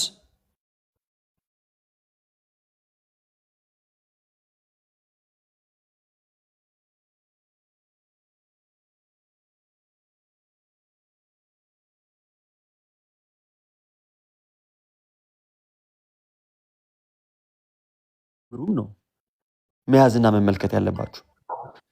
ስለ ማንነቱ ተናግረዋል። የተናገሩት እኮ ኤልያስ ያሉት እኮ አንዱኑ ክርስቶስ ነው። ኤርሚያስ ያሉት እኮ አንዱኑ ክርስቶስ ነው። ዮሐንስም ያሉት አንዱኑ ክርስቶስ ነው። ክርስቶስን ኤልያስ፣ ኤርሚያስ፣ ዮሐንስ ይበሉት እንጂ ያሉት አንዱኑ ክርስቶስ ነው። ግን ስሙኝ በደንብ ብፁዕ ግን አስባላቸው ወይ ነው? አላስባላቸውም። አሁን ትልቁ ጥያቄ መጣ። እናንተስ አለ። ተመለከታችሁ? እናንተስ እኔን ማን እንደሆንኩኝ ትላላችሁ አለ። የዚህን ሰዓት ላይ ጴጥሮስ አንተ ክርስቶስ የሕያው እግዚአብሔር ልጅ ነህ ብሎ መሰከረ። ተመልከቱ። ሚላይ ሚዩት አድርጋት፣ ያንተ ትንሽ ታስተጋባለች። የሰው ልጅ ሰው ነው። የድመትም ልጅ ድመት ነው። የውሻ ልጅ ያው ውሻ ነው። የእግዚአብሔር ልጅ ደግሞ እግዚአብሔር ነው። አንተ ክርስቶስ የሕያው እግዚአብሔር ልጅ ነህ ብሎ ሲመሰክር ስለ ክርስቶስ አምላክነት እየመሰከረ ነው። ስለ ባህሪ ልጅነቱ እየተናገረ ነው። እንዲህ አይነት እውነተኛ ምስክርና እምነት መገለጡ ከየት እንደሆነ ሲናገር የዮና ልጅ ስምዖን ሆይ እውነት እውነት እልሃለሁ ይህንን ስጋና ደም አልገለጠልህም የሰማዩ አባቴ እንጂ ተባለ። እውነተኛ እውቀት መሰረቱም መገኛውም መነሻውም ምንጩም ማን ነው? እግዚአብሔር ነው።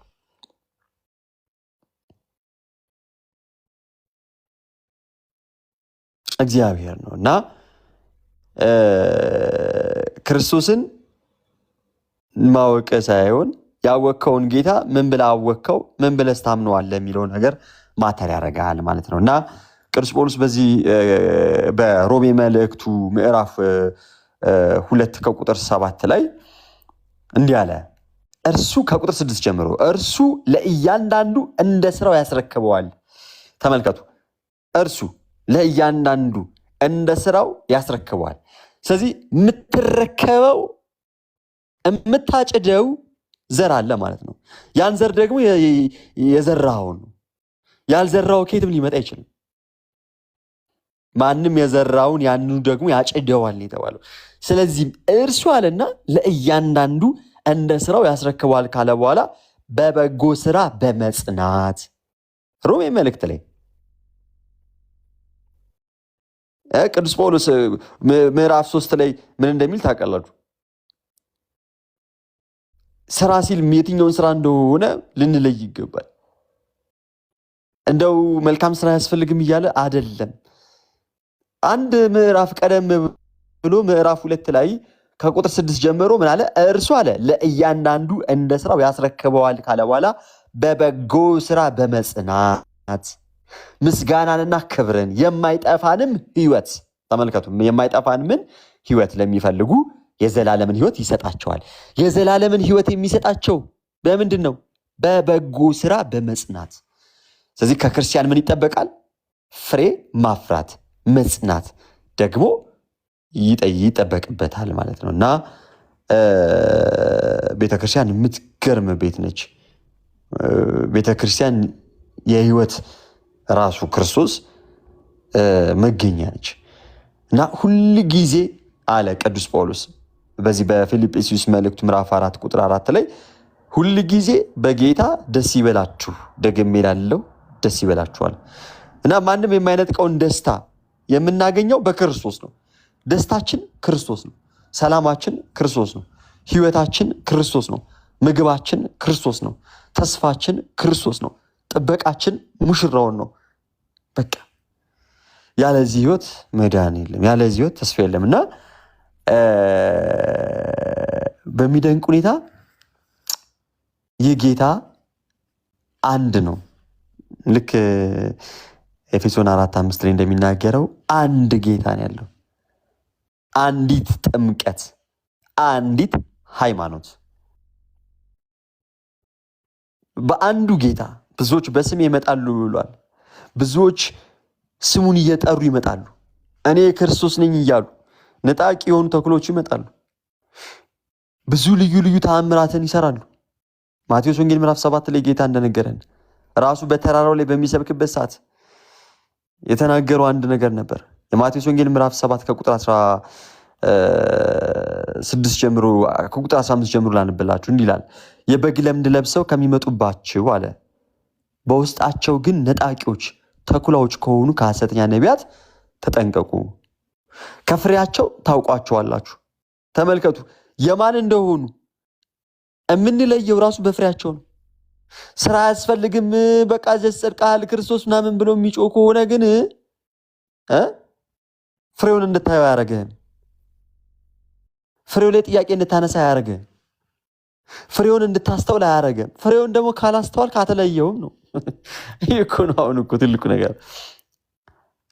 ፍሬውን ካላየው ልትለዩ አትችልም። ተመሳሳይ የሆነ ዛፍና ቅጠል ነገር ያላቸው ዛፎች ሊኖሩ ይችላሉ። ከሆኑ በፍሬውን ታየውና ይሄ የሆነ ብርቱካኑ ታላ ይሄ ደግሞ የሆነ ነገር ፍሬ ነው ትለዋለህ። ለምን ፍሬውን አይተህ ለይተዋለህ? ምክንያቱም ብርቱካኑም ማንጎም ብርቱካን ማፍራት ስለማይችል። ስለዚህ ምን አለ? ከፍሬያቸው ታውቋቸዋላችሁ። ከሾህ ወይን ከኩርንችትስ በለስ ይለቀማልን አለ። እንዲሁ መልካም ዛፍ ሁሉ መልካም ፍሬ ያደርጋል፣ ክፉም ዛፍ ክፉ ፍሬ ያደርጋል። መልካም ዛፍ ክፉ ፍሬ ማፍራት ወይም ክፉ ዛፍ መልካም ፍሬ ማፍራት አይቻሉም። መልካም ፍሬ የማያደርግ ዛፍ ሁሉ ይቆረጣል፣ ወደ እሳትም ይጣላል። ስለዚህ አለ ከፍሬያቸው ታውቋቸዋላችሁ። ከምናቸው? ከፍሬያቸው። በሰማያት ያለውን የአባቴን ፈቃድ የሚያደርግ እንጂ አለ የኛ ጌታ ማለት ነው። የዚህ ስብከት ባለቤት፣ የዚህ ቃል ባለቤት፣ ይህን ትምህርት እያስተማረ ያለው በተራራው ላይ እየተናገረ ያለው ክርስቶስ ምን እያለን መሰላችሁ? በሰማያት ያለውን የአባቴን ፈቃድ የሚያደርግ እንጂ ጌታው ጌታው የሚለኝ ሁሉ አለ መንግስተ ሰማያት የሚገባ አይደለም።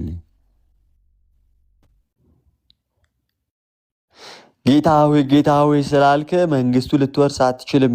ይልቁንስ በሰማያት ያለው የአባቱን ፈቃድ ጭምር ማድረግ አለብህ። ቀጠለና ጌታ በዚያን ቀን አለ ጌታ ሆይ ማለት ይላችሁ ከመልካም ምግባር ጋር ትእዛዙን ከመፈጸም ጋር ካልያዝነው በስተቀር ያንን ታላቅ የሆነ መድኃኒት የሆነውን ስም በራሱ ብቻ ስለጠራን መዳን እንደማንችል ሲነግረን ቁጥር 22 ላይ በዚያን ቀን ብዙዎች አለ ጌታ ሆይ በስምህ ትንቢት አልተናገርንምን? በስምህስ አጋንንትን አላወጣንምን? በስምህስ ብዙ ተአምራትን አላደረግንምን? ይሉኛል። የዚያን ጊዜ ከቶ አላውቃችሁም፣ እናንተ አመፀኞች ከኔ ራቁ ብዬ እመሰክርባቸዋለሁ አለና አሁን ቃሉን ከሰማን በኋላ አሜን ኢየሱስ ጌታ ነው፣ ሃሌሉያ። አዎ አሜን ጌታ ነው፣ ሃሌሉያ። ከዛስ ግን በቃ ኖ አይደለም። ምን አለን ጌታ ራሱ? ቃሌን ከሰማችሁ በኋላ በቃ ነው ኢየሱስ ጌታ ነው ምናምን እያልክ ቃሉን በዳፍ በአንደበት እየተናገርከው በህይወት ግን ሳትመስለውና ሳትኖረው ብትሄድ ትድናለህ ይላል አይልም። ትሸወዳለህ። እንዴት? ምን መሰላችሁ? ስለዚህ አለ ይህን ቃሌን ሰምቶ አለ ቁጥር 24 ማቴዎስ 7:24 የሚያደርገው ሁሉ አለ ተመልከቱ፣ የሚፈጽመው ማለት ነው። የሚያደርገው ሁሉ ቤቱን በአለት ላይ የሰራ ልባምን ሰው ይመስላል። ዝናብም ወረደ፣ ጎርፉም መጣ፣ ነፋሱም ነፈሰ፣ ያንንም ቤት ገፋው፣ በአለት ላይ ስለተመሰረተ አልወደቀም። ስለዚህ የማይወድቅ ታላቅ ጽኑ የሆነ ቤትን መስራት የምንችለው አለቱ ላይ ነው። አለቱ ላይ መስራት ደግሞ የምንችለው ቃሉን ሰምተን ስናደርገው ነው፣ ስንፈጽመው ነው። ምክንያቱም ስለዚህ ይህን ቃልን ሰምቶ የሚያደርገው ሁሉ ነው ያለው። ቤቱን በአለት ላይ የሰራ ልባምን ሰው ይመስላል። ቀጠለና ይህንንም ቃልን ሰምቶ የማያደርገው ሰው ሁሉ አለ ቤቱን በአሸዋ ላይ የሰራ ሰነፈን ሰው ይመስላል አለ። አሁንስ ቤታችሁን በአሸዋ ላይ የምትሰሩ ሰነፈን ሰው መሆን ትፈልጋላችሁን? አዎ እሱ ነው ፈቃዳችን ካላችሁ ግን ቁጥር 27 ላይ ዝናብም ወረደ፣ ጎርፍም መጣ፣ ነፋስም ነፈሰ፣ ያንን ቤት መታው፣ ወደቀ፣ ማወዳደቁም ታላቅ ሆነ። ታላቅ የሆነ አወዳደቅ ያለውን ትልቅ ቤት እየሰራ እንደሆነ ወቀው ነው። ምክንያቱም ጽናት የሚፈልግን ቤት አሸዋ ላይ ሰርተዋል። አለቱ ላይ መቆም የነበረበትን ቤት መሰረቱን አሸዋ ላይ አድርገዋል። አሸዋ ደግሞ በተፈጥሮ ምን የሚል ነው? የሚረገርግ ይሄ ምንድነው? የሚሰርግ ምናምን ነገር ነው። ስለዚህ ቤቱን ይዞ ምን ያደርገዋል? ይጥለዋል ነው። ይህንን ሲናገር ጌታ ምን እያለ ነው? ቤቱን በአለት ላይ የሚሰራው ያ ልባም ይባላል አለ። ልባም ደግሞ የተባለው ደግሞ ቃሉን ሰምቶ ምን በማድረጉ በመፈጸሙ ነው። ስለዚህ ቃሉን ሰምተን ልንፈጽም ይገባል ማለት ነው። ክርስትና እንደዛ ነው። ክርስትና የሚኖር ህይወት ነው። ክርስትና ነግረኸው ጮኸ ስላወራኸው ምናምን ነገር አይደለም። ክርስትና በሚገርም ሁኔታ ለክርስቶስ ራስህን እያስገዛ ቃሉን ሰምተህ እየፈጸምክ የመንፈስን ፍሬ እያፈራ የምትጓዘው መንገድ እና ክርስትና እንደዛ ነው። እና ሉቃስ ወንጌል ላይ የነበረ ቀደም ጀምሬላችሁ የነበረው ምን አለ? ቀደም ዘማሪው 99 ታምነውት እያለ አንዱን በግ ፍለጋ እንደመጣ ሲያሳይ ምን አለ? ጌታ ነው ይህንን ምሳሌ የሚናገር። ሉቃስ ወንጌል ምዕራፍ 15 ከቁጥር 1 ጀምሮ አንቡት እስከ 21 ድረስ። ማንም እንትን 100 በግ ያለው ከእነርሱም አንዱ ቢጠፋል 99ን በበረሃ ትቶ የጠፋውን እስኪያገኝ ድረስ ሊፈልግ የሚሄድ ከእናንተ ማን ነው? ባገኘው ጊዜ ደስ ብሎት በጫንቃው ይሸከመዋል። ወደ ቤትም በመጣ ጊዜ ወዳጆችና ጎረቤቶቹ በአንድነት ጠርቶ የጠፋውን በግን አግኝቼዋለሁና ከኔ ጋር ደስ ይበላችሁ ይላቸዋል። እላችኋለሁ እንዲሁ ንስሐ ከማያስፈልጋቸው ከ99 ጻድቃን ይልቅ ንስሐ በሚገባ በአንድ ኃጢአተኛ በሰማይ ደስታ ይሆናል አለ። በቃ ደስታ የሚሆነው በምንድን ነው? ነፍሶች ሲድኑ ነው። ነፍስ ሲድን ነው። ነፍሳችን ደግሞ የምትድነው ነው በክርስቶስ ነው። ስለዚህ ዛሬ ነገ ሳንል እውነትን መርምረን እንፈልግ ለማለት ነው። እና እጅግ በጣም ደስ ብሎናል። የሚላየ ስላወቅን ደስ ብሎናል። እኔም ፎሎ አድርጌ ያለው እግዚአብሔር አምላክ ደግሞ በደንብ ይርዳ ያግዝ።